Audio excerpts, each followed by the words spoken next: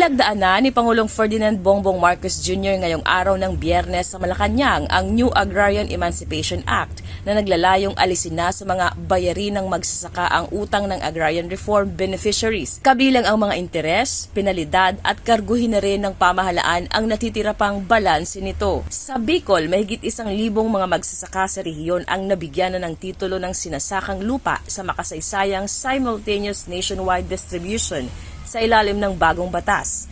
Sa Fuerte Sports Complex, Pili, Camarines Sur, pinangunahan mismo ni Department of Agrarian Reform Regional Director Ruben Theodore Sindak ang pamamahagi sa mga landowners. Kaya labis na lamang ang tuwa ng mga magsasaka lalo na ni Aling Sailin Davis ng Libmanan, Camarines Sur dahil bukod sa hawak niya na ang titulo ng lupa, wala na rin siyang utang na babayaran. Ang pinaka-good news po, nagkaroon ng titulo ang mga lupain namin magkakapatid. Ang buong pamilya ko.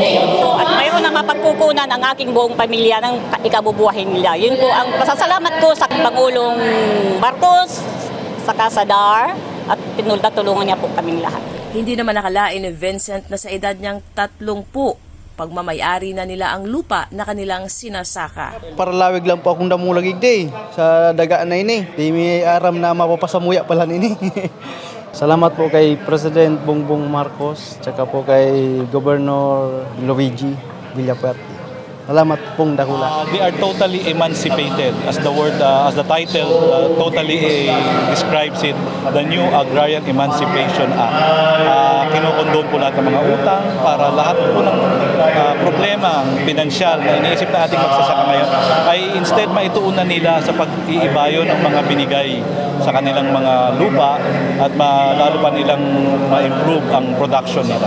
Mahigit 600,000 magsasaka sa bansa ang nabenepisyohan ng bagong batas o ang Republic Act 11953 na isa sa mga prioridad na programa ng pamahalaan sa food security. May Dimaano, CSN.